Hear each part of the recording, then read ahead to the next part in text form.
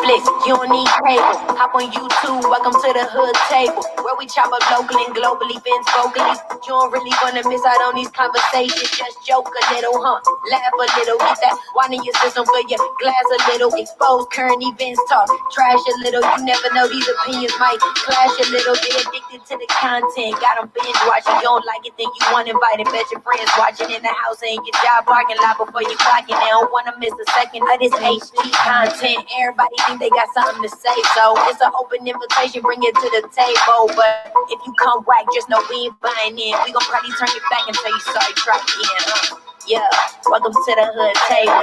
You don't need Netflix, you don't need cable. Yeah, welcome to the hood table. You don't need Netflix, you don't need cable.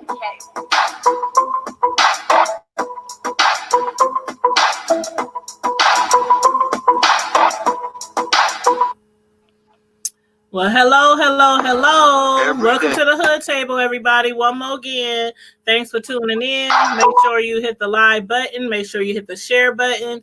And also subscribe to the channel if you have not already subscribed to the channel. And hey, Carla Prince, she's the first one in the chat. Good afternoon. She said, good afternoon, young people. Thank you. We do have a special guest with us here today, and I'm going to go ahead and let him introduce himself to the Hood Table. Hi, my name is Marlin McClarty. Welcome, Marlin McClarty. For people who do not know Marlin McClarty, I'm going to just call you Marlin. If you're from Omaha, Nebraska, you might be familiar with him because he is a former police officer of the Omaha Police Department. And we are going to chit chat for a little bit this evening regarding, police, regarding the community, regarding what's been going on in Minneapolis and the backlash across I would say the United States, but I think it has even went past the United States by now. But Marlin, he is going to be available to answer any questions you guys may have. So if you do have questions, feel free to hit it, comment in the chat, and he'll do his best, to, speak to you guys and answer any questions you guys might have. But first off, I want to start off again, welcoming you to the Hood Table. And also, I want you to just give us a little bit of your background as far as to what you did before, the police department, what got you into the police department, a little bit of that. Sure. I'm a born and bred Omaha, Nebraska, North Omaha. Grew up around the area of 18th and Manderson. Then we moved over to 49th and Spalding. My father was a police officer for 26 years. Mm-hmm. It was not a job initially that I was interested in doing. I saw a lot of the stress and strain it had on my family, specifically my mother and father. Mm-hmm. And it was something that I really wasn't interested in doing. And once I got out of high school, I realized, one, I didn't want to go to college. That wasn't something that I looked at as an option. And I kind of fell into law enforcement. But once I got involved in it, I began to enjoy it. I liked what I did. I was an officer for 23 years. Okay. I primarily worked in North Omaha. That's where my heart was. And, saw a lot of things in 20 plus years of the department, tried to get involved in a lot of things that I felt could impact upon our community. And, since then, it's been kind of hit and miss, get involved in a lot of things behind the scenes, but still, trying to keep your fingers on the pulse of what's going on in the community. So I appreciate the opportunity to share with your viewers my story, and I appreciate the time. All right, well, thank you so much. I know you had mentioned that it was kind of hard on your mother when your father was in the police force, and that's why you kind of didn't want to join. Explain some of the things that are kind of like would keep people from wanting to be on the force, because I know it has its pros and its cons. Sure. The thing about it was when my father became a police officer, it was the early 1960s. And at that time, nationwide, and not only in Omaha, there were very, very few African American police officers. Right. So the acceptance from your peers was always a struggle. So Mm-hmm. as the civil rights movement took hold of the nation, and we found ourselves wanting and expecting more from our government, let's say, there was more pushback. Okay. So a lot of guys became police officers out of necessity because, again, there was an employment opportunity outside of the military. A lot of guys were in the military, transitioned from the military to local law enforcement. And so that's how we started to see an uptick in officers joining. Okay. Um, it was difficult for my family and a lot of African American families um, because of the level of racism and bigotry that gripped that country at that period of time.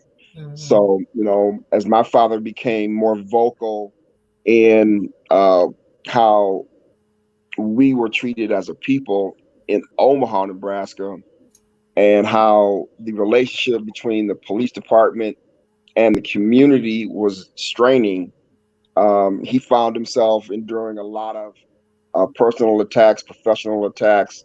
My mother would always talk about how she would be receiving phone calls in the middle of the night threatening my father. He wasn't going to come home. They're going to do something to him. They were going to come by the house while he was gone and hurt Wow. his family. So it put a strain, it put a great strain on not only my family but a lot of black families of officers at the time. Hmm. So yeah, a lot of people, when they join the police force, they not only putting their self on the line a lot of the times, but sometimes their family Oh, to of course. being on the line. Especially, I'm sure it was like that a lot when your Sure. father was out there in the streets. When you joined the police academy here in Hmm. Omaha, Nebraska, um, as far as training, Hmm. like what we've been witnessing, I don't want to say this past few weeks, but past few years, some years, as far as like training, excuse me. What have you been noticing that's different from when you were on the force? Okay, well, um, just a backstory. I went into the academy in November of 1986, Hmm. and I left the department in November of 2009. So what we did as far as training initially changed over the course of my 20 plus years. And then it changed even more, of course, from the time that I retired until today. But what we saw, some of the similarities that we see that we share is that there was a decision made early on because of what we were seeing nationwide as far as encounters between the minority communities and the police, that they needed to try to do something to have the officers not just revert to a physical force situation Hmm. if at all possible. So what you saw while I was on the department is you went from officers to simply carrying a nightstick and a set of handcuffs and a pistol. You Hmm. went to um, they did collapsible batons. They implemented tasers. Yeah. They implemented uh, non-lethal uses of force techniques such as verbal judo. They try to teach officers how to de-escalate situations. Hmm. They try to get you to think more in the terms of how to negotiate and de-escalate than to automatically go to a situation where physical force or lethal force is going to have to be used early on. So that training has pretty much stayed the same. What we've seen though over the last, I'm going to say, since probably the Rodney King incident, is that more focus has been on what can we do again to de-escalate a situation before it gets to the point to where we saw in Los Angeles, what we saw in um, um, um, Minnesota, and so they're trying to address training issues as situations occur. I personally feel that officers have been trained enough to where what is acceptable and what is not acceptable. So the officers have the training. It's Okay, just a matter. that was my next question. Yeah, Like a lot of people always asking, what else can they do? What more training can they get? You know, from psychological to out there, you know, doing drills to, sure. you know, They so they they have it. And I think what we saw like last night when we saw the upheaval around the country and how the community were engaging the officers at the time. Probably 20, 30 years ago, you would have saw a clash. They'd have just been going into the crowd, grabbing folks, and it would have been hand to hand. But yep, what you've seen through training is you've seen situations where the officers have been trained how to use restraint, how to follow the directions of the commander, from the commander, how to maintain a skirmish line, not to go into the crowd, work as more of a team. So right. the training is there. The training is there. The problem that you have inherently is that, you know, if your mindset is different, then that's going to gauge how you behave when you encounter a situation that you did with George Floyd. George Floyd. Hmm. And that's the problem. I can teach you how to become an officer. I can teach you how to handle a situation. I can teach you how to use non-lethal force. I can teach you how to use lethal force. I can't teach you good judgment. I Hmm. can't teach you. Well, I take that back. I can teach you how to use. I can teach you what you should and what you shouldn't do. But it's within your heart that determines what you will and what you won't do. Right. And there, you know, I was wondering, is there ways to like when I know when people get hired, well, before they get hired as a police officer, that they have to do like psychological tests and things like that. So are there some certain things that might alert the the people who's actually training people in these are they called like boot camps or something? What do they call like I know It's that's just like probably the military term, but what it's just academy training. the Um, academy, okay, the academy training. So in the academy training, like, do they do like psychological testing and stuff like that before they actually go further, like into drills and things like that, or do they pass certain? Like, when do they get to the psychological part to see? Like, I guess what we want to know is how do they determine if somebody up here has, you know, I know it can't be sure, perfect, right, obviously, right. but you know what I'm getting at. Um, when I went in, we did the psychological evaluations in the application phase. So Okay. they use that data to help them determine whether or not this is a job that you're fitted for. I Okay. don't know what they do now. I'm Okay. going to assume that they still do that part of testing in the application phase. Okay. Um, I think the concern has always been that not enough has been done to address psychological needs of officers. Yeah. We go through the course of a year's period of time. We back then we had to qualify with our firearm like maybe 3, 4 times a year. Mhm. They wanted to make sure that you were proficient at using that firearm if you had to utilize it. But what we never did was we never individually went in and had the officers go back in and do a psychological evaluation. You Mhm. only did that later on in my career if you were involved in a Right. situation where they felt that it was imperative for you to go in and talk to somebody about a critical incident. If you shot Mhm. somebody, if you were involved in a situation where somebody died in your custody, you went in and said, "Hey, I'm stressed out. I'm not feeling well mentally." Then they would have you go in and they would do your evaluations. It's Mhm. probably something that needs to be done on an ongoing basis, if not once to several times a year, just to make sure that you're dealing effectively with the things that you're seeing. Um, day to day as an officer, because again, you're seeing things that the normal person could never fathom, let alone try to deal with emotional. Right, because some of the things that, besides even having like them kill someone Mm-hmm. or injuries, or even if somebody files a complaint, Sure. things like that, they have other things that might, deal with psychological, like going onto a crime scene and seeing a dead body, seeing a dead Sure. kid, seeing somebody blown into pieces, Right. um, you know, domestic violence, rape. I mean, it can go on and on and on. So I know a Right. lot of those things can, affect your mind being in the police department, FBI, and on up.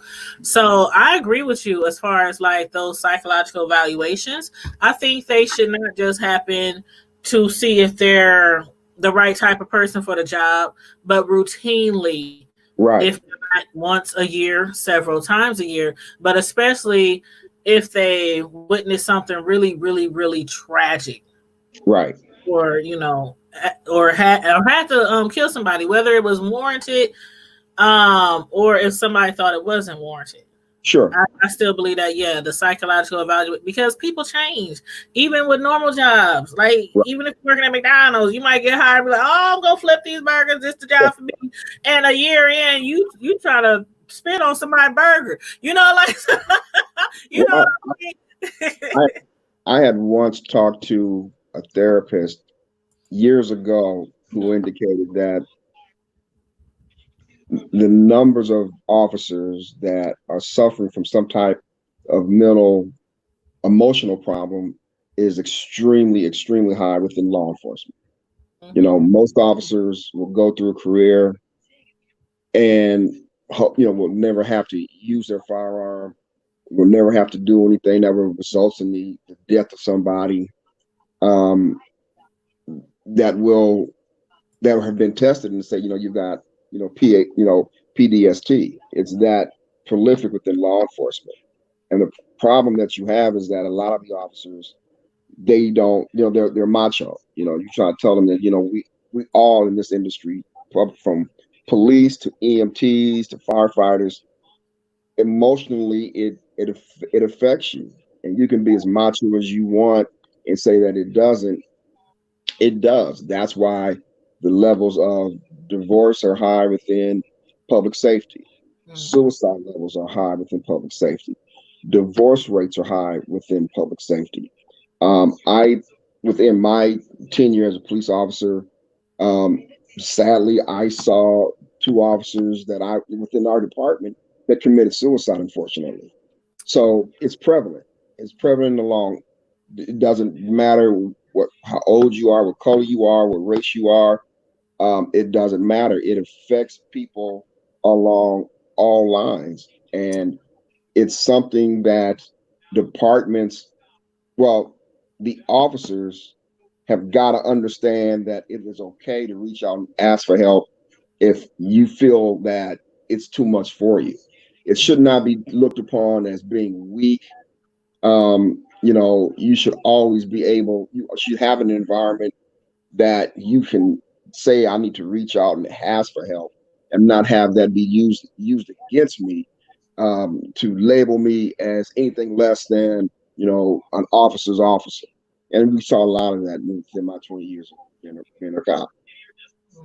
Okay, yeah, I can see that, and I can also see some officers might not want to ask for help because they might be scared that it might jeopardize their job, Of or they course. might find that they are incapable of continuing, their performance. One thing I wanted to ask you though about was Colin Kaepernick. Like, his Mhm. name keeps coming up now. I'm sure you probably heard that he Sure. has started some type of fund to pay for attorney fees for those who are arrested during the riots or the protests in Minneapolis. His name is coming up a lot, not only because of that, but because what he has started some years ago Sure. with the knee kneeling, for Sure. the national flag, the anthem. And did, like, do officers, I know a lot of people was like, oh, they just feel like it's just blatantly disrespectful. He's Right. un-American, and they still feel that way. But do officers really understand, like, why? And I'm sure black officers understand, but I mean, You, you'd be surprised. I really want to know because we've been hearing it since then, and we even hear it now. You know, people act like they don't know why he really started what he started, and then every time these shootings or killings happen, um, because it like deflects. some people it's like so obvious. Well, it deflects. It's a deflection because they don't want to look at the real reason why, accept the reason why he did it. Mm-hmm. It's easier to say, okay, he's disrespecting the flag than saying we need to look at the issues of police brutality and how it affects, people of color. It's easier to do that. Now, you had people come out and say that, even people that were in the military that were retired from the military, they said, we understand, you know, his protest. We understand it. So let's Mm-hmm. not make it more than what he said it was. But it was easier to condemn him from saying, he wasn't supportive of the American flag than saying we need to take a serious look at what's going on in our inner city communities in relationship to how the police are interacting with people that look like Colin Kaepernick. That's the issue. Mm-hmm. That is the issue, and it's just so hard to fathom that people think he's just doing something just for attention or just for. I Well, mean, sure, you can tell how serious he is about this because sure, for you, when I read what the statement from his foundation or the funds for the attorney fees and everything, they said they're defending people who are protesting at any means necessary. Now I correct. don't know how you might have took that if you saw that, and I don't know how others, but I took it as whether you I don't know whether you rioting, whether you set something on fire, whether you got into it with a police officer, or whether they're like who's ever protesting in Minneapolis, any means necessary, they're going to take care of their attorney fees. You So know, what I learned early on as a young officer is that you know not all of us that look like us have our best interest at heart.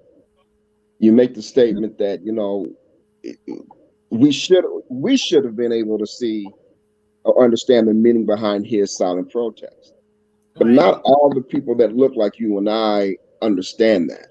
Mm-hmm. I was really surprised, by some of the attitudes of the guys that I worked with that looked like me, as far as how they looked upon those social issues that affect us the most.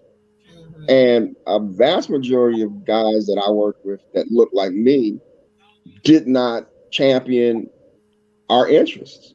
It was easier for them to side with those that were oppressing us and supporting their agenda other than the needs of us. And that still holds true today.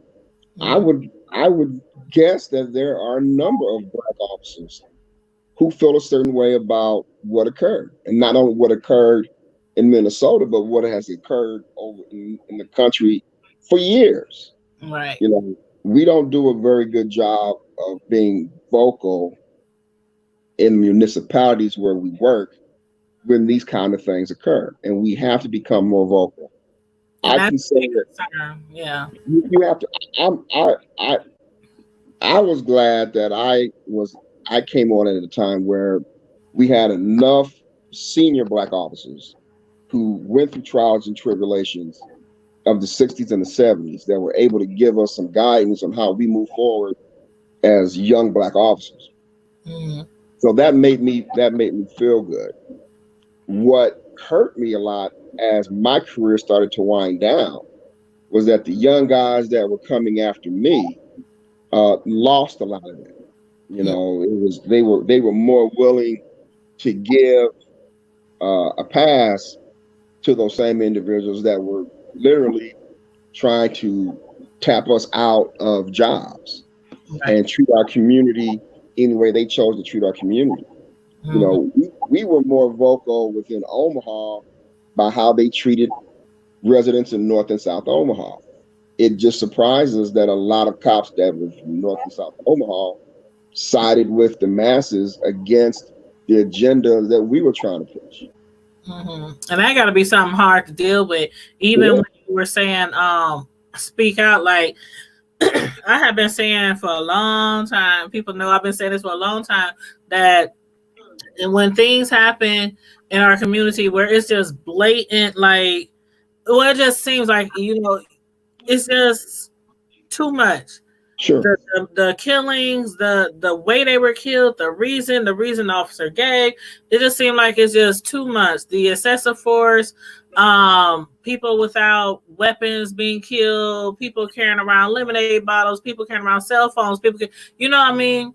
And it seems like it takes so many situations before we hear from officers, especially that look like us, Right. and we know that um people file complaints against officers probably all through the year, Yep. and you never hear anything. Sure. We never hear officers speaking out, oh, well, something happened, this is wrong, or we need to focus on this or focus on this, we need to work with this, work with that. But when something happens really this major and people is trying to burn down their whole entire cities, then we hear these black officers, people who look like us, come out and condemn the actions. But my question is, why does it always have to be people like us who are supposed to protect and serve only come out when it's a public display on cell phone video or something like Right. that? It done went viral. Like, it Sure. makes some people feel like we really don't have anybody with a badge on our side. You know what I mean? Sure. Sure. Like, it's one thing to protect and serve, it is one thing to speak out for wrong. Right. You know? Right.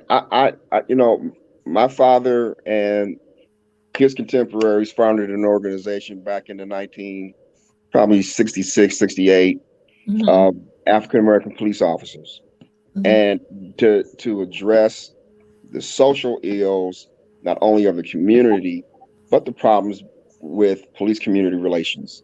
Mm-hmm. And what they were seeing at that time was the things that we were having to deal with in Omaha, Nebraska, weren't just situations germane to Omaha, Nebraska. These were nationwide issues. So Mm-hmm. other officers in other departments decided that we were going to start specific organizations in their municipalities.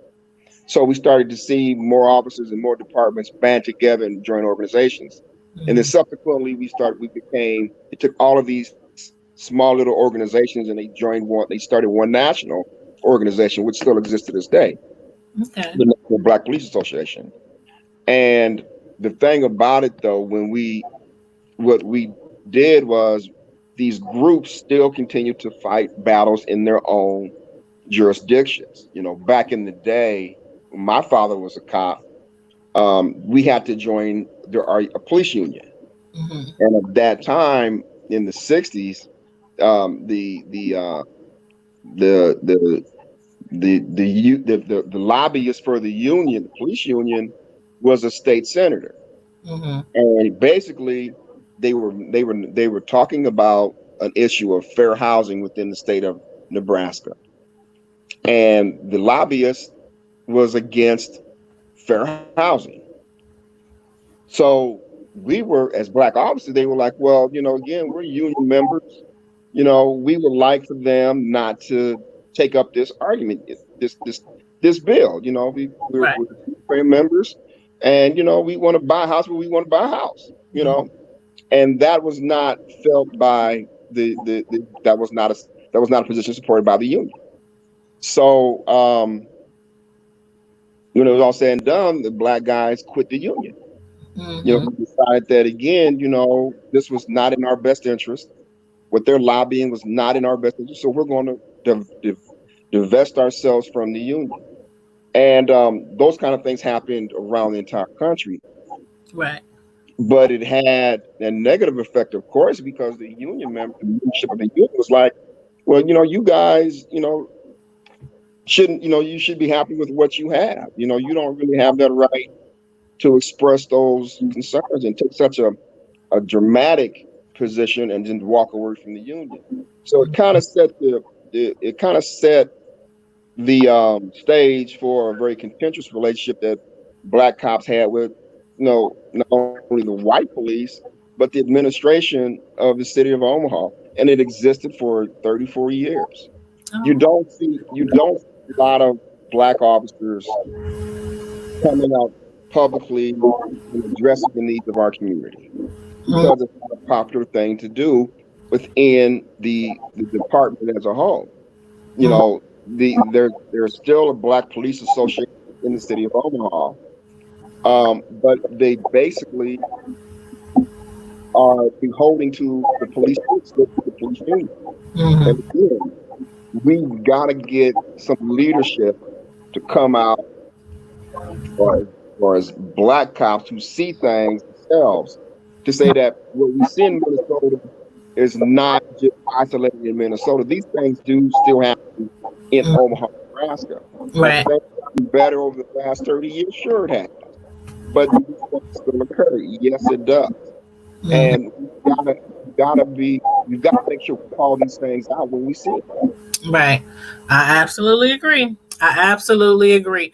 How do you feel about just one officer being arrested after the most current situation going on? Do you think more charges might be filed against the others?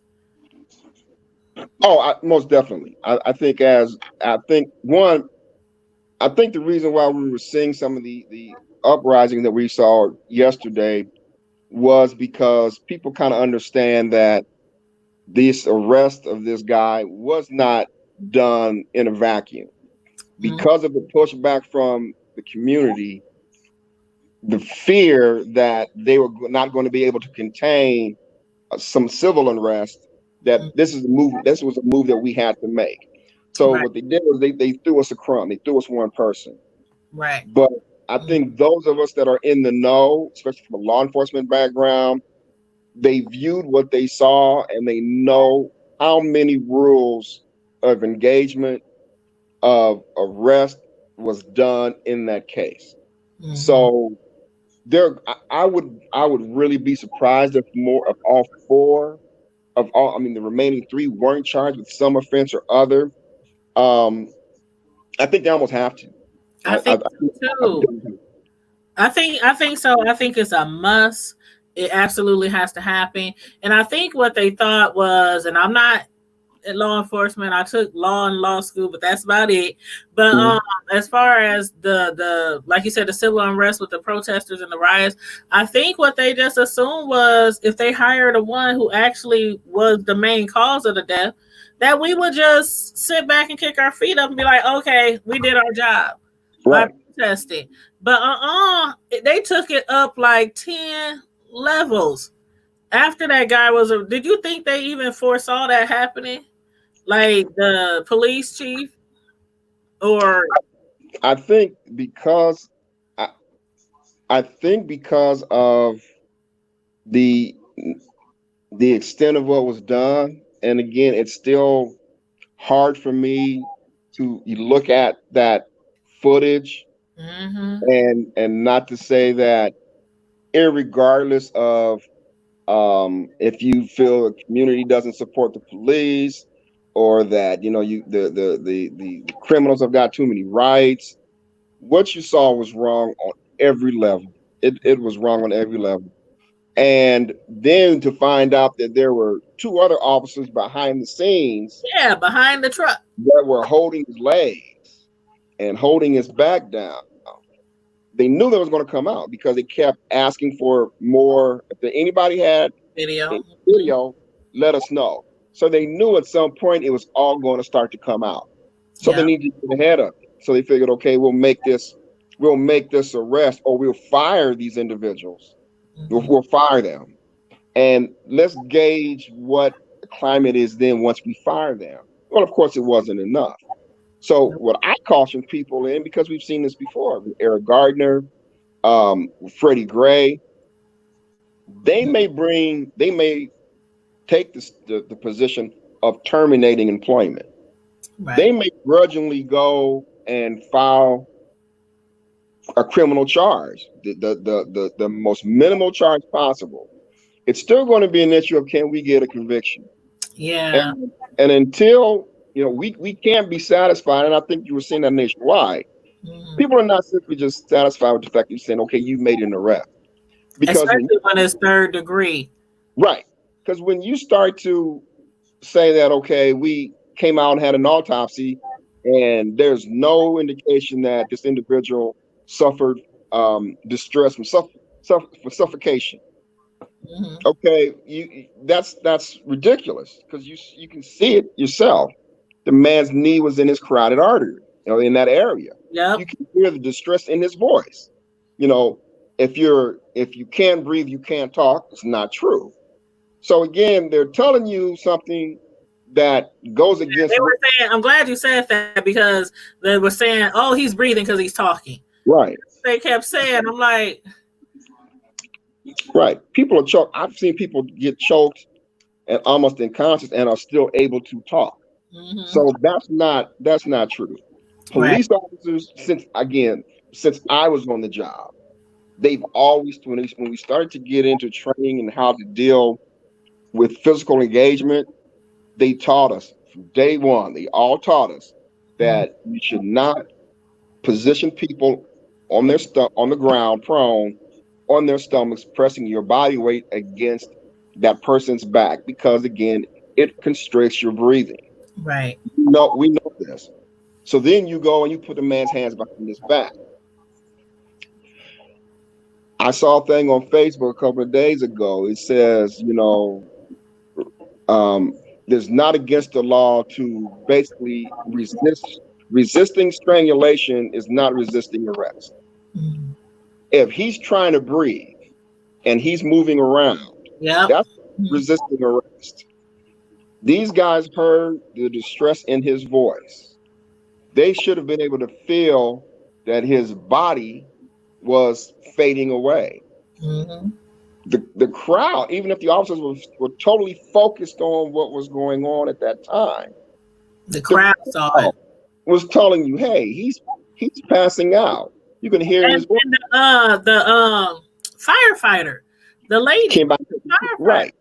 she You was can, like, just let me check his pulse. Just she yeah. begged him. Just because she knew she's a firefighter. She knew the man was dying. And Well, what struck me was when I saw the video, when I saw the urine on the ground. He lost bodily control. right. You knew better. You knew better. And supposedly they said that one of the officers recommended turning him on his side, and the officer that's been charged said no, we're keeping him in this position. So my question. So again, I know they've gone through advanced training. I Yeah. know they have. He The was dead question, when they rolled him over. the When question is, if you've gone through that kind of training, I can train you and give you every type of physical training possible. I can't control what's in your heart. I can't do that. Most people involved, if you're a person of any kind of heart, any type of compassion, you would want to do everything possibly in your power to prevent this man from dying in the manner in which he died. And to me, that's the think it was cruelest. do you think it would have been wrong if people would have jumped in? Because a lot of people was like, I couldn't have stood there. I would have threw something. I would have done something just to distract their attention from being on that man's neck. Do you The think? problem, sure, the problem that you have there, though, then you exacerbate a bigger situation Yeah. because you have a lot more dead people when that occurs, and then you lose the what happened to him. Then that fades in the background. That's secondary now. Yeah. The individuals that should have stopped and stepped in and did something were the officers that were responding to it. I think the public did the best thing possible. Not only did they film that, they made the officers aware that this is what's going on. Okay, so I think the public did the right thing. It was on the part of the other officers. They should have stepped in immediately and they should have stopped. Now, do you think they might didn't stop? Because I know sometimes when cops go out on a scene, there's some kind of sonority, right? Like Yes, you're already right. it's some kind of sonority. Do you think Mm-hmm. it could have been something like that? Like, okay, this officer, he knows what he's doing. He might be superior. He might be. Do you Sure. think it could have been something like that, or they just? You know, I just don't understand. It's so sure. hard to understand. I wouldn't be surprised if somebody said, yeah, because he was a senior officer, I was following the instructions of the senior officer. Excuse my language, damn that. If you see that this man's dying, then you have a responsibility to step in and stop that. You have the responsibility of stopping a crime that's occurring in your presence. If Yes. this man is dying, or if this man is in distress to the point that I can hear it in his voice, then I'm going to step in and say, dude, enough is enough. Yeah, pull the man, Enough pull is the cop off, do a enough. round kick, Enough something is to enough. get the cop off. Enough is enough. Anything necessary. But But that's why these things occur. You can go back to Rodney King. You can go back to every type of, when you look at riots around the country throughout history, they've usually the antecedent is usually some type of uh, death, uh, negative interaction between the police and the community.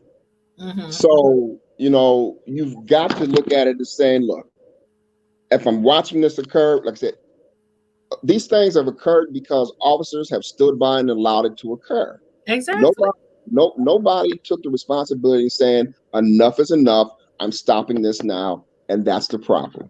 Right. Right. Because even though I know how it is with cops, I know how close of a brotherhood they have, and they always have each other's back. So we do know that. But yeah, like you said, a lot of them, even if it's your brother, this your brotherhood, we have to rely on at least one of them, at least one cop on the scene to be like to Sure. speak up. And I don't know how or what can be done about that because I know they train and train and train and train. They do the psychological evaluations. Um, what do you? I mean, what do you think could possibly be done to make some type of difference? Well, this is the thing. Again, when I came on the police department, my academy class was 32 cadets deep. There were only 5 black probationary officers. The department has always had more white officers than black officers. There's always been more male officers than female officers.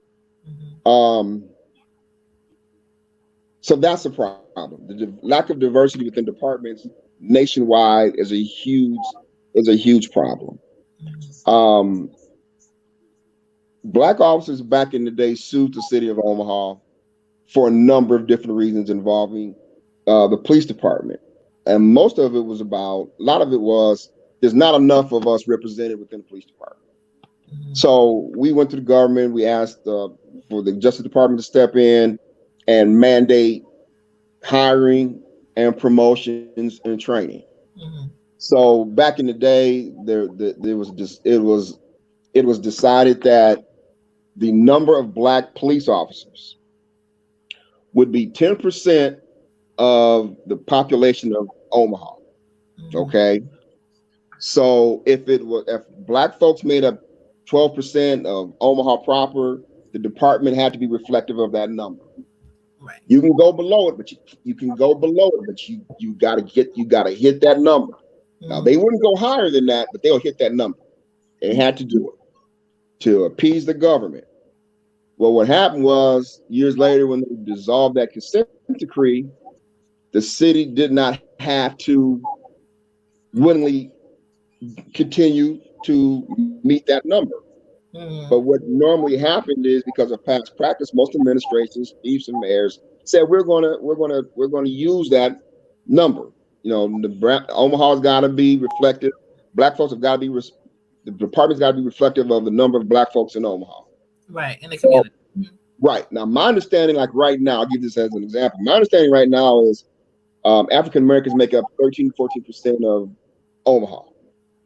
I would think that the numbers of blacks within the Omaha Police Department is probably below 65%. Now, there's going to be a lot of discussions on why that is. There are going to be some individuals that may hear this and say, that's not fair. Black folks are not applying to become police officers. They're going to say that black folks who are wanting to be police officers can't pass a background investigation. A lot of different reasons. But the fact of the matter is, you need to have your department needs to be representative of the communities that it serves. And right now, within most departments, you are not achieving that number. I was lucky as an officer that I worked on crews later on in my career that were made up primarily of African American police. So we didn't run into situations where we were having guys out there acting out because they knew that we would come up on calls to assist, and we weren't going to allow certain things to occur in our presence. Right. So we went and had these guys saying, "Hey, if I act out of pocket, these guys are going to check me." We let guys know what we expect of them on our crew. This is not acceptable. This is acceptable. Don't cross that line. You cross that line, not only do you have to deal with the administration, but you have to deal with us at the end of after the end of the shift. Because you got to be accountable for each other. Right. We made them accountable. That worked out great. The crews we saw in Omaha that had predominantly African American minority crews didn't have these kind of problems. And we right now, again, around the country, well, I'll just say Omaha. I would assume in Omaha that, again, being that it's a numbers game, you're not going, young officers coming out of the academy are not going on the crews to where they see a lot of individuals that look like them. I dare say that a lot of guys are coming on the crews where they might be the only black officer, male or female, on a crew. Wow. Well, you got one question. You got a question from, well, there's some more. I'm going to get to them. But somebody said, Carmel Diva said, could the lack of diversity be about minorities' lone distrust of law enforcement, you think? Sure it is. That's part of it. To be honest, again, if you don't know an officer, if you only go by what you see on television or what you see on the paper, what you hear from your kinfolk, most people are not going to gravitate to this type of career choice. It's not going to happen. I understand, and I would say that there is a lot better outreach right now to try to convince young people of color along every ethnic line to consider law enforcement as a career. But understand, once you do that, once you get into that process, once you get into the academy and you look around, and there's 30 guys in the academy class, there's only 2 brothers. Yeah. You know the position that you're in. And a lot of the problems that I was seeing later on in my career, when we were trying to work with the city about how to boost the numbers of African American candidates, was that they were very nitpicky on the things that they would use to qualify a candidate. So, and then what they would do was they would go outside of the community, let's say North Omaha, and they would go out and identify an African American candidate from outside of the city or the state or the county and bring them in. Yeah, that's problematic, because like the old saying goes, all skin folk ain't kinfolk. True, very true. You can't bring a guy in from Bellevue or Council Bluffs or Elkhorn and say, I feel the pain of the average brother growing up in the near north side. They don't understand. It's sad to say, but they don't understand. So again, if they come from a community where they don't see that type of diversity. And then you come into a profession where all you see and hear about is gang members, the North and South Side projects. You know, the level of violence is this and that and this and that. If you don't know, then you're going to adapt some of that same mindset as the people that you work beside. So again, if you don't know, you don't know. True. But those are the individuals that are going to be patrolling North and South Omaha. Those are the individuals that 9 times out of 10, if there's going to be an issue or negative interaction between the police and community, that's why it's going to occur. Because again, you're not just because you're getting a black face, don't mean that you're getting the black mentality. Well, piggybacking on that, when you do become an officer, what point does it get to, or how long does it get to where you can determine where you want to be, or is that immediately? Like, No. if you come in, can you say, I'm only doing north, I want to do this, or do they just put you where you want and then eventually you get to choose, or how does that work? You can go and say, I want to work here, but seniority says you're going to work someplace else. Oh, okay. So what normally happens is the younger guys are going to work in areas where they need to fill in for officers. Okay. So if you've got a thinning crew in the northeast section, that's where you're going to put guys. If you need more guys, typically on days, than you need on the afternoon shift, that's where you're going to put them. So they're going to plug you in.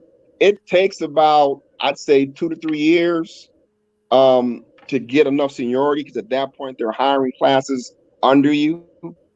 So the more classes they have under you, the seniority goes up. So I think it took me 7 to 8 years to be able to go where I wanted to go. And the city, the agreement with the city is you can request the time of day or the shift that you want to work. Okay. They'll put you, and you can ask for the section of the city where you want to work. It's all going to be based upon seniority and need. Okay.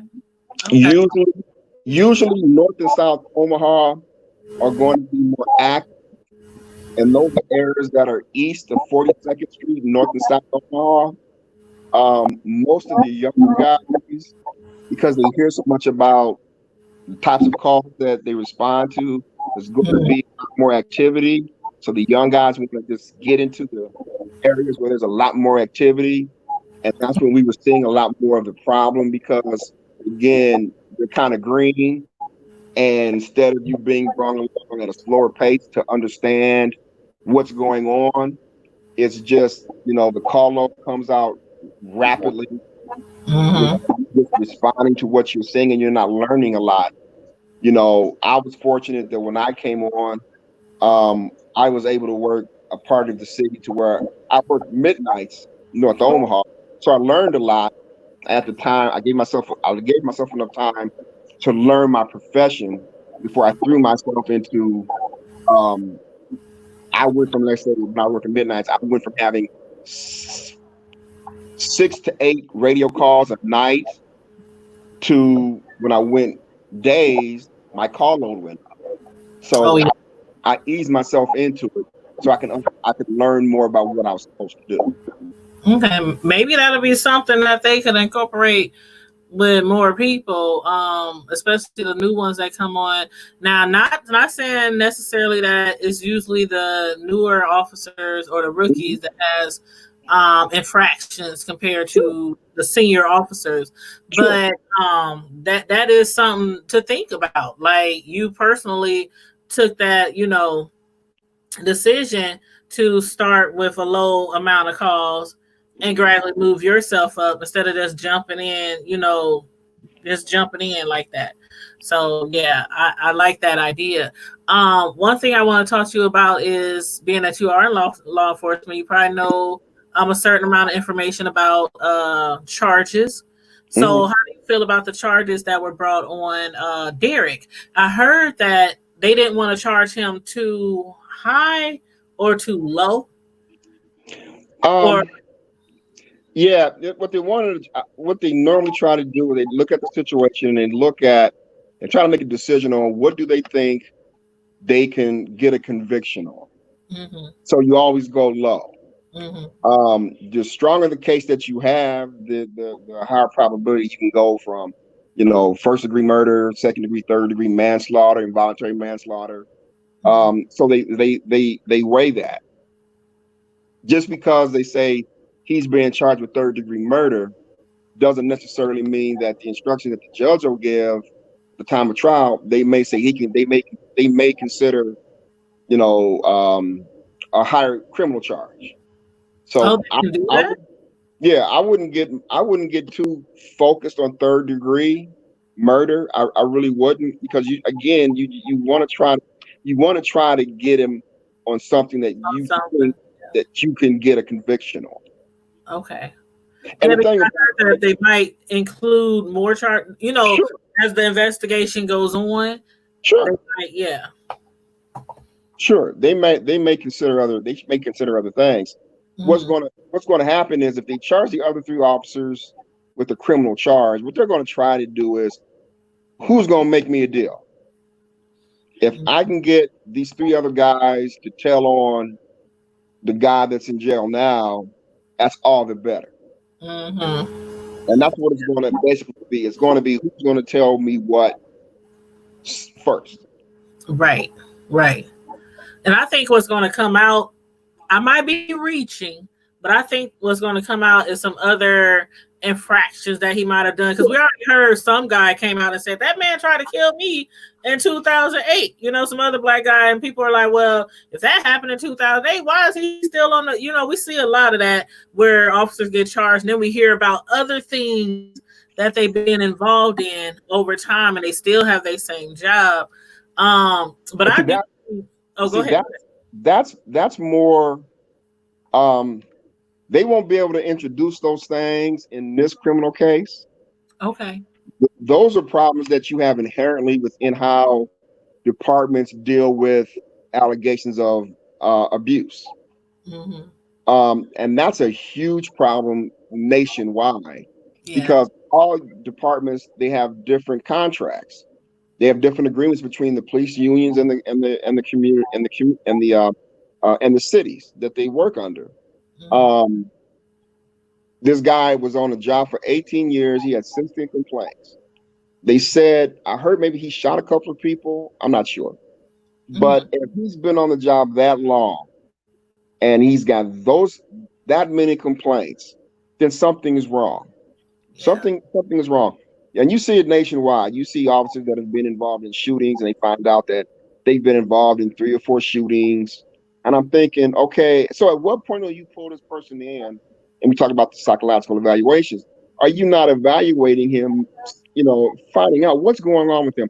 Because for most officers that have a situation where they have taken a life or Mm-hmm. used a firearm is rare. Is Right. rare. I mean, I know hundreds of officers, and a very small percentage of those officers have ever even fired their weapon on duty. So Mm-hmm. when I hear these stories about, you know 18 years and 16 complaints, I scratch my head. What's going on within that department? That's a lot. That's That's a a that's crazy. That's mm-hmm. crazy scary. Yep. And And somebody got a question for you. They said, why are officers charged differently than the average Joe, especially when they are seen on tape? because again, it goes back to, most people don't know this, but there is a thing called the police officers Bill of Rights. Police are judged at a different way than the average citizen. You're afforded I've never heard of more, that. yeah, you're afforded more live flexibility than the average everyday citizen. And I'll give you an example.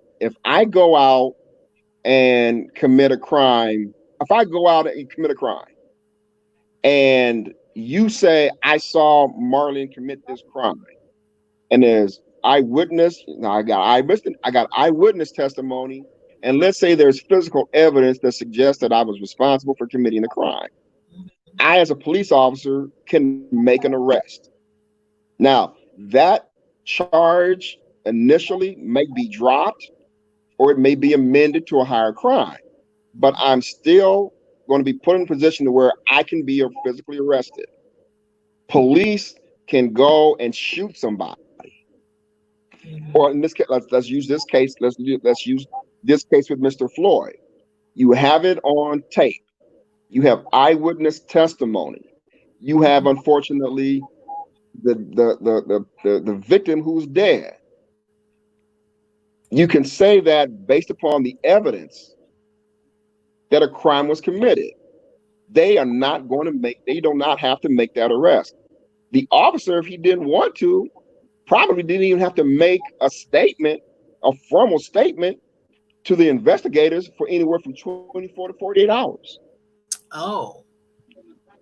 So they're not being, just because you can be arrested, you don't, like, again, the average everyday citizen, they're going to try to get a statement out of you immediately.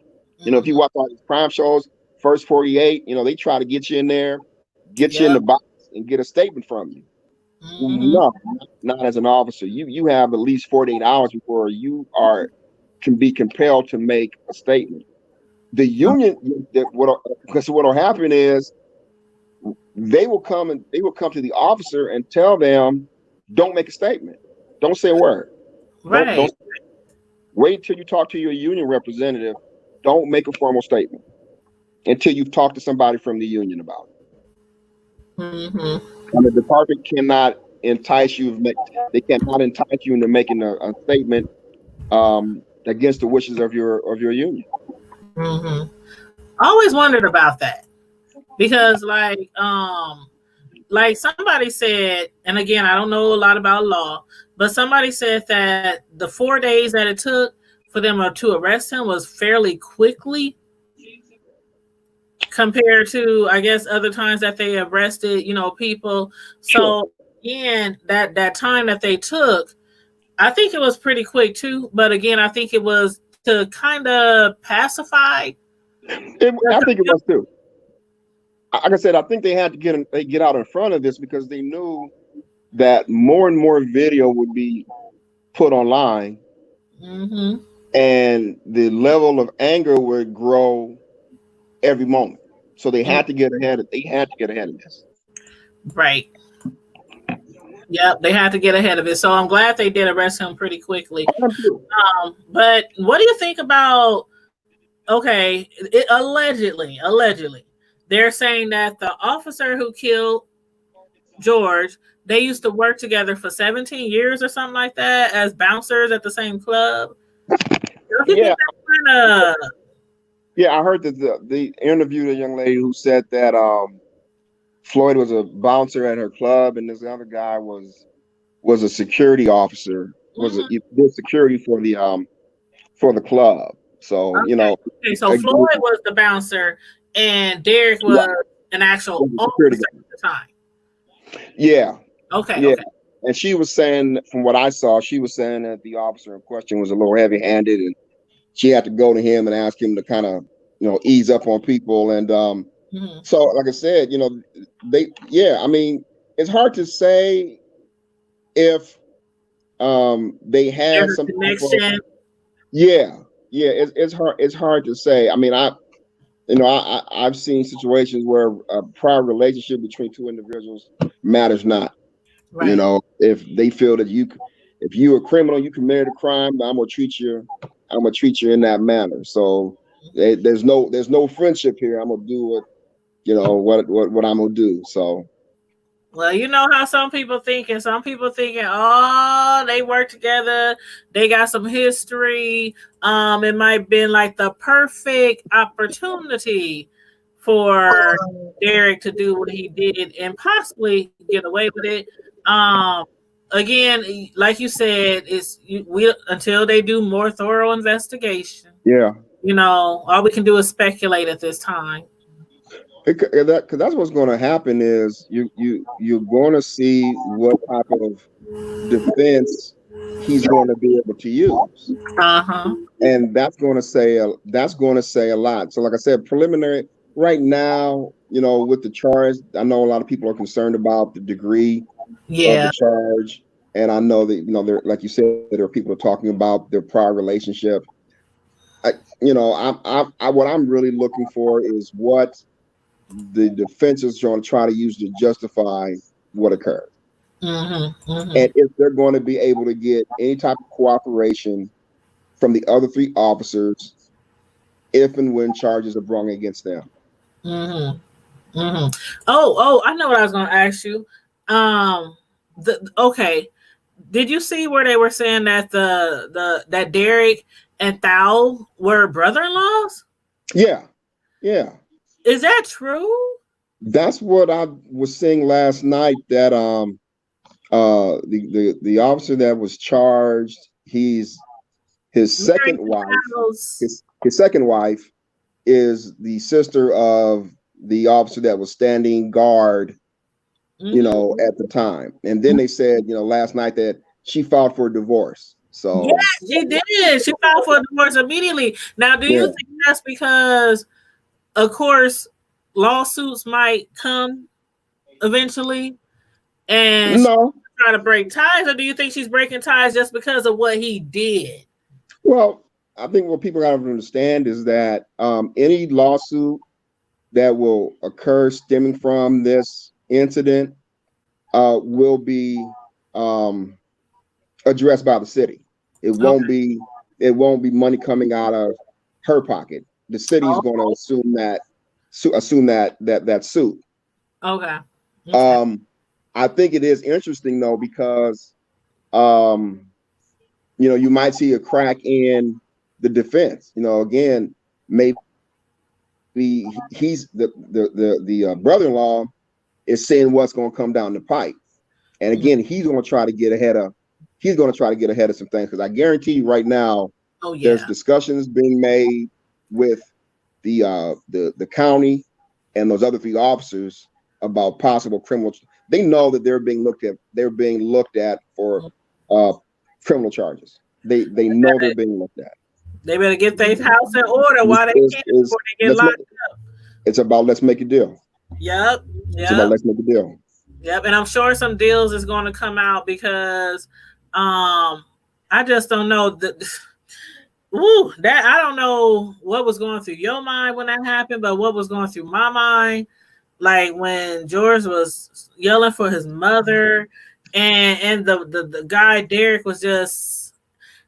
It's like I would love to know what was he thinking? Like, what was Tao thinking? Like, it just seemed like it was just a normal, everyday, run-of-the-mill actions by them, because they look so unmoved. Like, all these people at their cameras on them, they look unmoved. Like, I would think most police officers would be like, "Oh shoot, they got the camera on us. Oh, we gotta, Right. Well, when I first saw it, it harkened me back to a deal, I'm going to say maybe 10 years ago, out of California. There was a homeless guy named Kelly Thomas. And Kelly Thomas was hanging out at a bus depot, and somebody had called the police on him, and the police responded, and something had happened. And anyway, these guys started to beat this guy. I mean, they beat the crap out of him. It's on YouTube. Beat the crap out of this guy. And he sat there, and you can hear him just screaming for them to stop, and begging them, and calling for his father. And his father was a sheriff. He was a sheriff in LA County at that time. And it harkened me back to that. You say to yourself, hearing this, whatever I'm doing to elicit this type of response from this person, I need to stop. And this guy in Minnesota, he was hearing these people begging him to stop doing what he was doing, and he was so nonchalant about it. He kind of stuck his chin up, his chest out, put his hand in his pocket, like he was and just took down a bad villain or something. He was posing for the camera, and I was like, again, what type of monster is this? There is no way that any reasonable person couldn't justify what happened. I don't care if this man was fighting. before they got him on the ground. The moment you put him in handcuffs and you have him prone on the ground, and he can't. And if anybody knows, if I'm laying on the ground on my stomach with my hands behind my back, it is almost impossible. It is so hard to get yourself up on your own, to get on your feet without any type of assistance. It's almost and virtually impossible. Right. So there was no reason and no rhyme to why this devolved to a basically from him being alive, and then 8 minutes later he's dead. There's no way to justify it. Yeah. And did you see the interview with his was that his brother? The guy who played for he did an interview, and that was really emotional. I watched that yesterday. And he kept saying common sense ain't so common. Like, I don't think it had anything to do with common sense. I think the guy knew what he was doing. And that's why I hope they do some really serious, thorough investigations, because, like I said, I could be reaching, but I really think this is more personal when it came to this George and the fact that they knew each other for all those years, worked in the same place. One of the employees said that Derek was routinely pretty, sometimes used too much force from some time to time, or and maybe the bouncers were like, come on now, we know you're a cop, but you're doing too much. So right. I really think something is going to come out. I don't know what it is, but this is what this is what you see in law enforcement. It's when I was on, it was always this us against them mentality. We're that blue line between anarchy and peace. We keep the bad guys away. So right. it was always us against them. We got to go out and get them. It didn't matter if you stole $1 million, if you robbed a bank for $1 million, or you grabbed some old lady's dollar as she was standing on the bus on the bus stop. It was us against them. Yeah. And they treat criminals. Your criminal is a criminal, no matter what the degree. A criminal is a criminal. And once you start looking at people in that way, you dehumanize them. So it's easier to mistreat that person because you don't see in your eyes, you don't see them as a person anymore.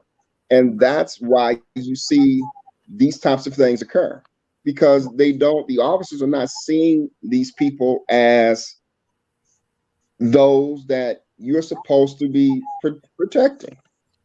And that's probably why they need to do, like we were talking about earlier, with the psychological evaluations. Yep. That they need to be done way more than just at the beginning of their career, because things happen, and we know that all police are not bad. I done had good experiences with some police officers. I reached out to a police officer the other day and told him, I still remember when my son's cell phone was stolen at Benson, and when we found out who did it, he made sure their parents gave us the money for the phone. He took the money. He drove way out to West Omaha where I work. He didn't have to do that, to bring me the money and say, here, buy your son a new phone. So, I have some good experiences with police, and some people have good and some people have bad. Sure. But you out of the masses, like what I know, some people think it's funny what Chris Brown has said before. I'm sure you probably heard of what that statement that he had made. I think it was, I don't know if it was on a comedy special or if he just said it randomly after something had happened. But when he was talking about, I know being a police officer is a hard job. You deal with a whole bunch of things every single day. And he said there's always bad apples in every career. But, he's like, when you look at it like this, towards like pilots and airlines, like they can't be like, well, we got some pilots who like to land every day, and then we have a few bad apples on the practice plane. Like it was kind of funny, but most people got what Chris Rock was saying. Yeah. In some jobs, we can't have bad apples. I mean, they don't care, but I remind them. I used to all when I go out and talk to people about police and all that. I would remind people that this is one of the very few professions where you can legally take somebody's liberty from them. Mm-hmm. I can go as a police officer. I can go and arrest anybody I want to for simply for probable cause. I can arrest anybody. Now, because of the constraints placed upon police, I have to get permission. But if I want, if Mary Jean Strawford committed a crime, I can go and arrest her because I've been given that authority. Right.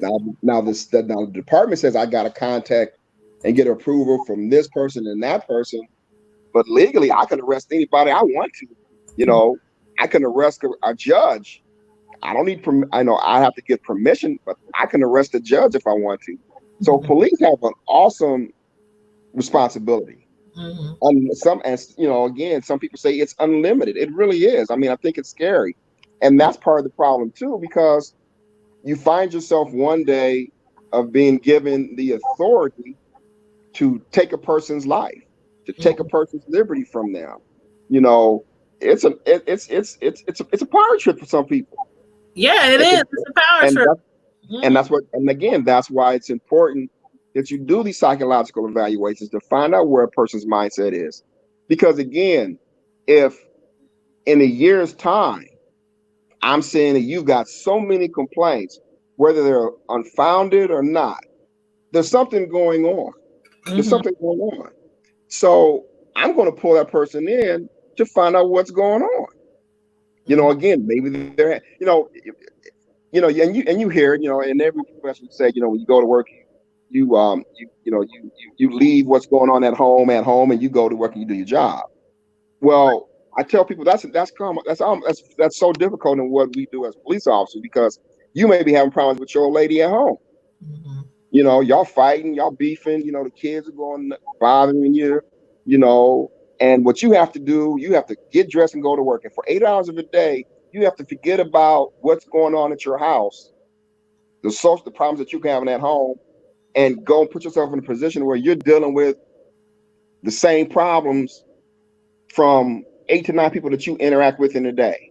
If I take 15 disturbance calls a day, think about it. I'm trying to referee, or I'm trying to intervene in somebody else's personal issues that I'm dealing with at home.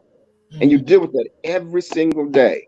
So not only do you deal with it at home, now you deal with it the 8 hours that you're at work. So you're confronted with this 24 hours every day of your life. Yes, it's got to get to you at some point. Oh yeah, I understand. I understand. And you do got a question from the chat.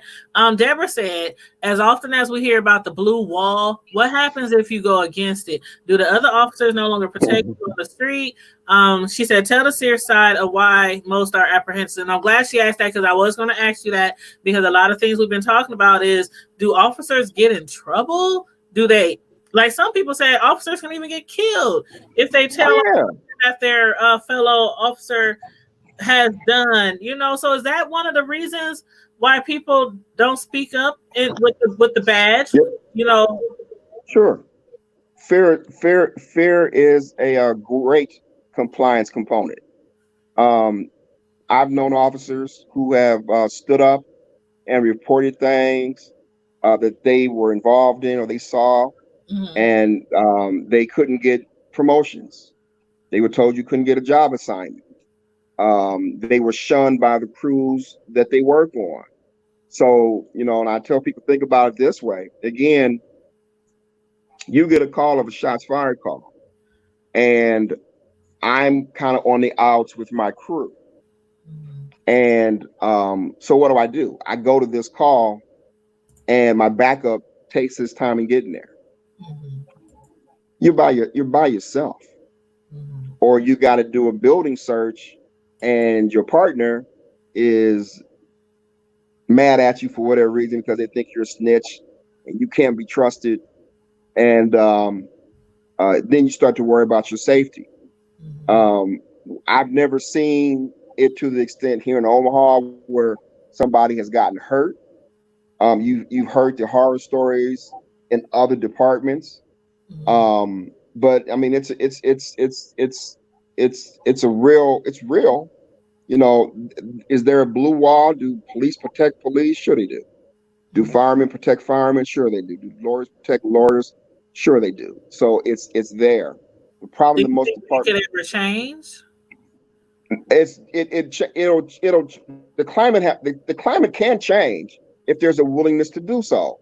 You have to have an environment you have to have a culture within the department that says that we want you to be the best that you are. We want you to step forward and say, hey, this guy's doing this, and this without reprisal.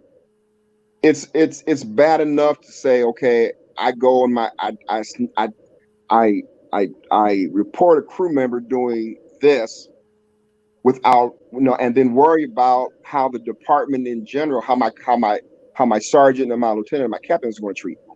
Mhm. And sometimes, they get you to comply with the okey doke by knowing that if I say these things, I'm going to be on my own. I'm going to be working on a crew where these guys are not going to accept me. I'm going to be working on a crew where these guys won't talk to me for 8 hours. And it's When they go out for beers at the end of fear. the shift, they're not going to invite me. So, there's a lot of guys that have that fear. They want to be accepted. And the problem that most black or officers of color have is they want to be accepted in that environment, in that culture. They want to be accepted because they don't want to be out there on their own. So again, the best way to buy their silence or is to make it known to them that either you're with us or you're against us. Mhm. Yeah, that's a You know, lot. but but Lot. but but again, the departments have got to do a better job in saying that we will embrace these guys that come forth and do the right thing. There will be no reprisals. We will support those decisions that these officers make because again, they know that it's a difficult thing to step out on your own and say, "Hey, I saw this guy slam this guy, on the ground in cuffs, or punch this guy we weren't supposed to, or take something out of a guy's pocket when he wasn't looking." It takes a lot. It takes a lot to do it. But again, if the oath that you took meant anything to you, you do it without reservation. Right. And I know it's more strenuous with the police force because, like, normal jobs, if something happens, if you're harassed or if you see somebody stealing, you're supposed to be protected. Sure. You're supposed to be protected. You're supposed to be able to go to your supervisor, your boss, say such and such happened. You're supposed to be protected. And if something happens, like, you don't get the next position that you knew you were qualified for, or if they take some of your rights away at work, you can like sue and do Yeah. stuff like that. So what like is there anything that is being done or that you think should be done to convince people who want to speak up on the force to convince them to do it even though they know that okay you might be outcasted because something has to be done. And I know you said that the people have to create this type of work atmosphere, but something has to be done. Like if this person do not get different positions, or if they do not, something got to be done. Like, is there someone they can go to? Like, does union play a part in that? Or, I mean, That's one of the reasons why a lot of departments or black officers around the country have formed their own fraternal organization because you've got other individuals that are in your position that you can go to help address these issues. The Midwest Guardians was the group that I belonged to. I knew that if I had to step out and say something or do something, I knew I had 76 brothers and sisters that had my back at mm, every turn. mhm. I had no problems if I was on a crew, and again, I will admit, I was spoiled. I was never on a crew to where outside of training Once I got off probation, I was never on a crew to where I was the only black on the crew.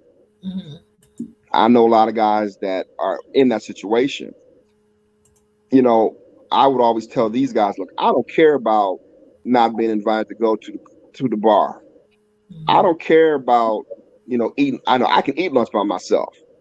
Those things didn't bother me. Again, I knew what was right. I Mm-hmm. knew what was right. I knew what was expected of me. And I'm not going to allow individuals to take advantage of people that we took an oath to protect. Mm-hmm. And I knew that if I didn't get that support from the guys that I worked with, I knew I had that support from the individuals in my organization. And Right. that's what I relied upon.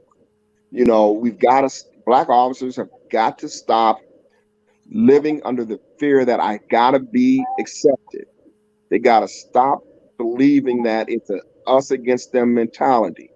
They've got to remind themselves of the oath that they took. Mm-hmm. If that oath means anything to them, they would not allow the things that we see going on in the country going on within their departments. Mm-hmm. Because what we saw in Minnesota, what we saw with Freddie Gray, what we saw in Los Angeles with Rodney King, these weren't things that just happened It at wasn't one time. isolated, right? It They was, weren't isolated. yeah. So what has been done by those black officers or those officers of color? What's being done or what had been done prior to that occurrence to bring light on what's been going on? Yeah. And you got a question in the chat. And it kind of refers to what you just was talking about. They said, not that you can speak for all given the circumstances. Why sign up to serve and be a part of this type of organization, knowing the challenge or how they treat us? Because if we don't, I used to believe that this was all a ploy. They wanted to make our plight on this job difficult. Mm-hmm. So we would leave early and we would do our best to persuade others from not, you choosing this as a career path. Mm-hmm. I say that if we don't, what is the alternative? What is the alternative? If Mm-hmm. you don't like the way it's going in your communities, the only way it's going to change is if you help take an active role in changing it. Some people understand that I can't do this job. Some people understand that I'm a behind the scene person. I'm going to have video chat groups and we're going to talk about these issues. Or I'm willing to get a bullhorn and go to an area where there's an allegation of police misconduct, and I'm going to use my bullhorn as my vehicle in which to try to address my community's need. We Mm-hmm. do need more people to put on a gun and a badge and ride in a fire rig or be an AMT and say, I've got to change. I've got to start that change in this arena. We Mm-hmm. need more young black males and more black females to take that step, because if we don't, we see what the alternative is. We Yeah. see what the alternative is. You know, um, I've been out of the game for almost 10 years, but I'll do everything within my power to encourage and help young brown people of color to become more involved in the Omaha Police Department. I don't like the Omaha Police Department's reputation. It's gotten better. It I has don't like been better. I don't like the fact that the numbers are not where we need them to be. I don't like what I feel is a certain level of inactivity on the part of my brothers and sisters that are on the job now, because I understood what I needed to do personally to try to address the situation. I Mm-hmm. think they have to do more. I think they have to do more. Again, if the department right now is over 1,000 cops, and I don't think you have 100 black cops in the Omaha Police Department. If you do, you don't have over 125. So if the numbers look that low, then the cops that are there need to be addressing that. And it's got to be more than just saying when there's when they post a test, to do a promotional video and say, hey, we want blacks to join. You got to do more than that, man. You got to beat the streets. You got to do more than that. Yep, get out there. Like, what happened to people? What I remember growing up in North Omaha, and even when I was a young adult, I remember seeing police out here in the street, not just riding by, or rolling with their lights on. I miss that, and people who know me really well, they know that no matter what neighborhood I stayed in North Omaha, if I saw police riding through, I'd be like, well, at least they in the hood, they doing something here, they watching, they doing something, and people would be like, oh my God, why the police always riding down the street? And I'd be like, they don't bother me. I'll be waving. See, I grew up where, you were part of the community in which you worked. Mm-hmm. And what happened is when you became an officer, it was always, they would tell you how, and I remember being in the academy and we were talking about ethics the first week of academy training. And they were always saying that, once you become a police officer and you wear that badge and you have that car, and they said, you're a representative of the police department. And I always said that, no, I'm a representative of my community to the police department. It was never to me an issue. My father always told me it was never police community relations. The community always comes first. So it was always community police relations. And that's how we as Black people have to look at it. Yeah. How do we make sure that the service that we're providing as police is uplifting my community? Right. I could have worked anywhere in the city that I wanted to work. I chose to work in North Omaha because I wanted to work around people that looked like me. I understood the importance of having people of color working in areas where there tended to be more crime, and we needed more people that looked like me to help address some of the social ills that were plaguing my community. So we need more of that. Yeah, we do. We get on and we go west, we go out west, or we go hide someplace. No, man, stay in the places that you grew up in. Stay in the places where people love you. Work in those areas. That, to me, that was more fulfilling than anything. Yeah. And your sound kind of just went out a little bit. My battery might be getting low.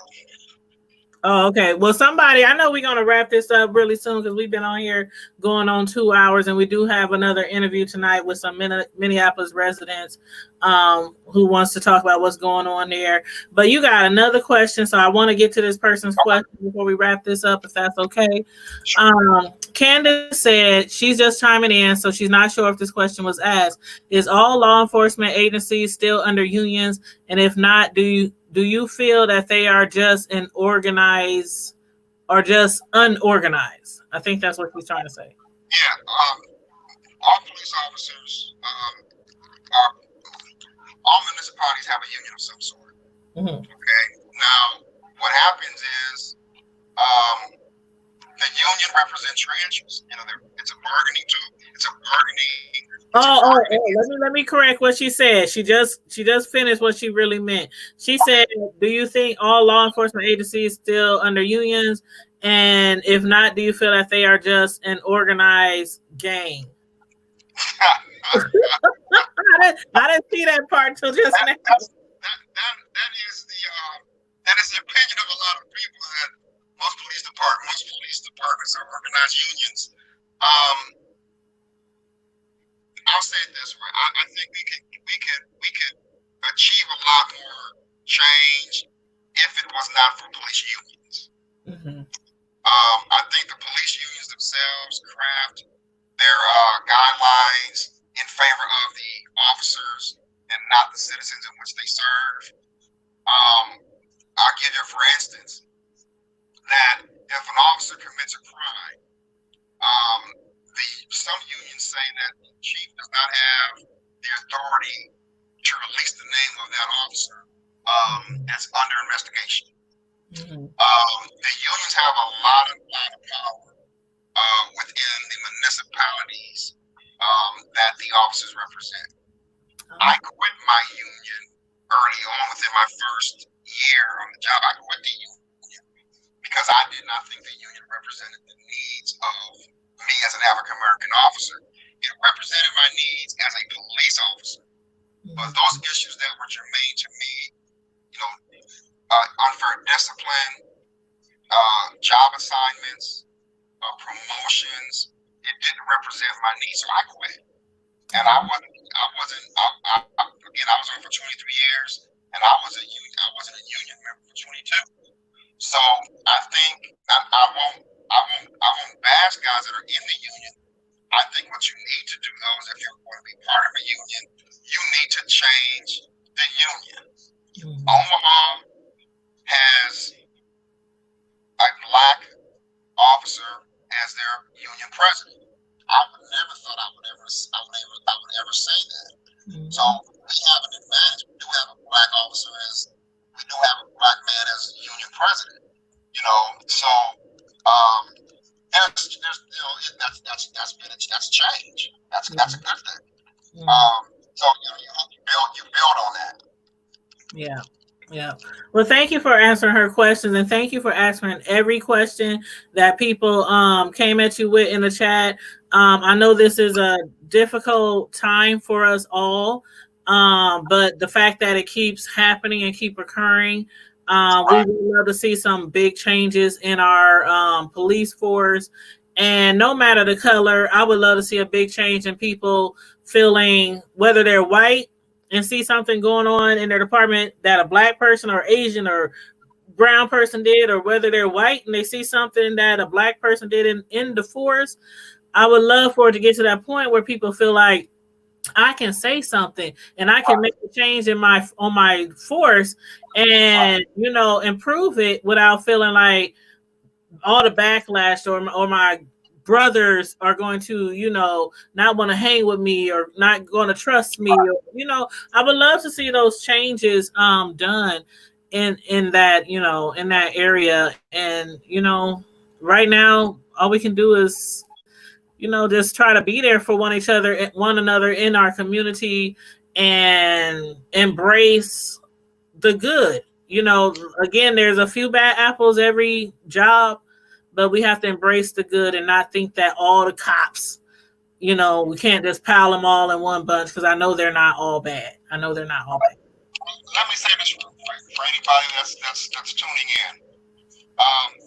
I enjoyed my 23 years. It provided wealth for my family. I was proud of the work I did. I think I provided the social service for the community that I work in. I enjoyed the guys that I worked with. This is an extremely well-paid job. You're probably talking an officer at the rank of officer, top pay is close to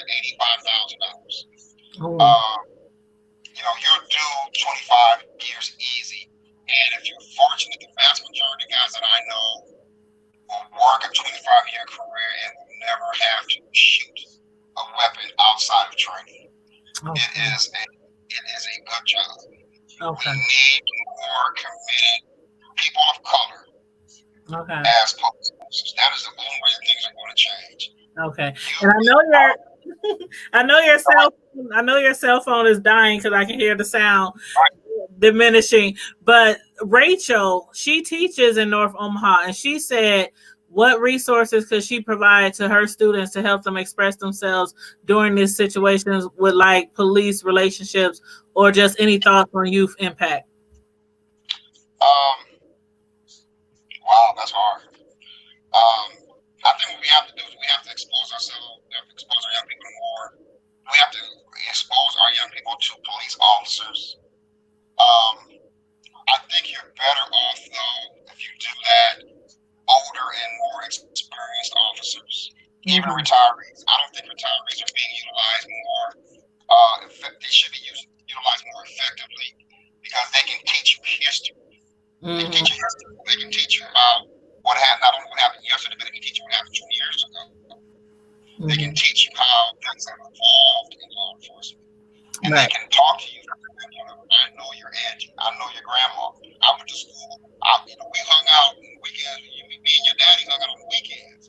So there's a connection. There's a You know, you'd be surprised how many people you see every day getting their hair done, or at the barbershop, or at the store getting their car done, who are police officers. The problem that we have right now in law enforcement is that a lot of the people, young people that are police officers, we don't see them anymore. We don't see them in the, you know, they live in Bellevue, they live across the bridge. And I'm not knocking that, but you cannot, you can't take, you shouldn't be able to take the hood out of you when you put that badge on. Again, I'm a representative of my community to the department and not the other way around. I was never afraid to be out doing this and that in my community, even though I was a police officer, because I knew what I did was righteous. And if you had a problem, if you had beef with me, then we can hash this out as men, and we go about our business. You know, I was never afraid of people in my community, and we gotta get back to that. Yeah. My sister-in-law. Deborah, she said, so is he skin folk or kin folk? Because there's a difference. Look at the hair. Look at the hair. I started growing dreadlocks out because a partner of mine who, at the time, next to my father, was probably my best mentor. He grew his hair out and he got dreadlocks, started growing a beard. And it pissed him off so much that they pulled him off the street. And I was like, you know, I didn't want him to be by himself. So I grew out the hair and grew out the beard. And I figured they put us on the same crew, and we rocked it that way for 15 years. So I'll always be kinfolk. I'll always be kinfolk. Always be kinfolk. Oh, she said, meaning the police union guy. Now she want to tell us. Yeah. Yeah, I got out of the union a long time ago. They never got a dime of my money. So yeah. Well, hopefully again we'll be making some changes soon. I hope I really, really, truly believe that this what's happening right now is going to make a huge impact. I hope so. Of our time to come, as far as the community and the relationship with police officers as a whole. So that's what I'm looking forward to. But I really do appreciate you coming on here. And if you want to give any last minute words to people who might be, even those who might be fearful of police officers or don't have trust in the system, or you know, any last words that you want to say? I would tell everybody, one, understand what the rules are and the laws are in the communities in which you live. Talk to the ACLU. Understand what your rights are when you are interacting with the police. If they do a traffic stop on you, they come to your house to look for somebody. Understand what your rights are. Always comply with what's being directed of you from an officer. Understand, he can kill you. He can kill you. And without a second thought, and walk cleanly away while your family buries you. It's not worth that fight. Have that fight not in the street, but in the courthouse. So do what's being asked of you to do. Understand what your rights are, and stay safe. Stay safe. Thank you. That was really good advice. That was really good advice, because a lot of people, they get combative. Even if they know they're right, even if they know their rights and they know they've been violated, they get combative and end up injured or dead. So I like what you said. Save that fight for the courtroom. I like what you said. I'd rather see you get paid than buried. Yes, amen. And Carla Prince, she said, thank you so much for the information. A lot of things she didn't know, a lot of things I didn't know. And I'm sure it was some valuable information for everybody else in the chat as well. And she's also said, thank you for your education. Well, hopefully we can do it again. Yes, hopefully we can. And I really appreciate you and everybody who tuned in tonight. For those of you who came in late, you know, all you got to do is just rewind the video from the beginning and listen to everything me and former Omaha police officer Marlin spoke about today in regards to what's going on in our world, in our community, with the last the killing of George Floyd by Officer Derek Chauvin. Don't forget to like the video, share the video, and if you are not already subscribed to the Hood Table, make sure you subscribe and hit the notification bell. And don't forget, we have a Facebook group called the Hood Table that you can also join on Facebook. And in the meantime and in between time, everybody, stay safe, be blessed, stay healthy, and we are out. Good night. Thank you. Thank You're you. welcome.